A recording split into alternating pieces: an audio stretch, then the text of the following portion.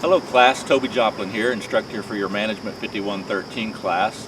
Hope you had a great summer. Some of you may have taken some time off, got a little R&R this summer. Others of you may have been like me and had to work twice as hard to get caught up to be ready for this fall semester. Either way, I'm looking forward to this semester with you. Because the lecture videos that we do are so formal, we record them in a studio with PowerPoints and that type of thing, I thought it might be good to whip out the family camcorder and give you a less formal greeting. I was just reading a Wall Street Journal article here with my friend that talks about how companies are spending millions and millions of dollars to train middle managers to motivate them and make them more productive. I thought I'd share it with you. The article starts out, it's 8 a.m. on a summer Friday, and AT&T Vice President Ken Panoglio is trying to pump up a crowd of 400 at the convention center in downtown Dallas. The men and women in this audience aren't executives, nor are they frontline employees dealing with customers. They're in the middle managers on the corporate ladder of a vast organization. Scenes like AT&T's training session are becoming familiar at companies from telecom to healthcare to retail, especially those attempting rapid change. According to a study by research and consulting group Burson and Deloitte, 50% of mid-level managers received formal leadership development training in 2012. The average spending per mid-level leader across the U.S. was $2,700 in 2012, up $1,000 from 2009. Their hope is that managers will attend talks and tackle problems, learn negotiation skills, and become better leaders. The article continues, numbers show that levels of engagement following the financial crisis, the recession in 2009, fell more sharply among middle ranks than any other group. So what the article is talking about is that in 2009, when the recession hit, there was just a huge drop in morale among middle managers, and companies are working hard, spending a lot of money to get morale up and get these managers trained. And the article continues talking about Macy's. It says that Macy's Inc., a mid-level leaders like store managers and merchandising managers take part in a computer simulation that puts them at the helm of a mid-sized retailer. They work on simulation programs that teach managers how their daily decisions affect the business as a whole. IBM's in the mix too.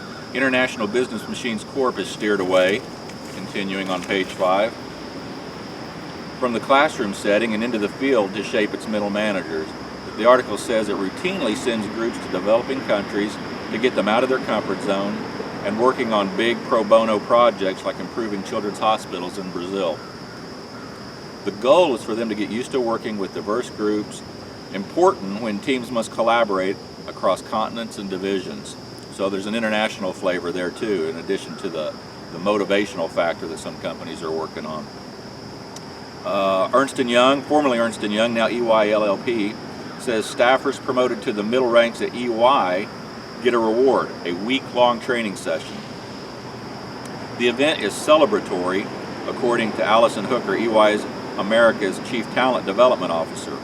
Last December, 3,200 managers took over 3 Orlando, Florida hotels and spent an evening at Universal Studios, where the rides and food were all theirs for the night. The company's top leadership was on hand to thank the managers. The article says managers are especially important these days. Mrs. Hooker says as companies like EY try to stay nimble in the wake of the recession, without them being able to be responsive, the organization kind of falls apart, she says.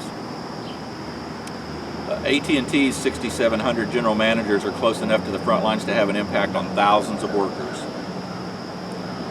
Most have 7 direct reports, some have as many as 50 direct reports, and a total of 240,000 employees report up to them company-wide. So motivating, another one of the topics we study this semester, so motivating a group that touches so many of the firm's workforce is crucial, says AT&T Head of Talent Development, Debbie Story. Goes on, Gene Banaham Lang, a director with AT&T in North Carolina, has been with the company for 29 years and says events like this revive and refocus her. You hear all this innovation and you think, maybe I want to change. Henry Kramer, a management professor and the former chief of healthcare company Baxter International, speaks about leadership and values. Through it all, Kramer keeps coming back to the idea that it's up to the middle managers to lead the company into the future. The article closes with this quote, which I think is great. He says, this Mr. Kramer says, "What does this organization really want to do? Some group of people have to figure that out." He says, "No pressure, but you are those guys." It's a great article.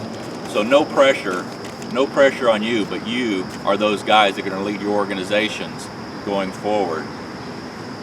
I'll post this article to D2L and you can look at it if it interests you, but there's a huge shortage of great managers and even a bigger shortage of great leaders. You're going to be exposed to a lot of tools this semester that will help you be a better manager.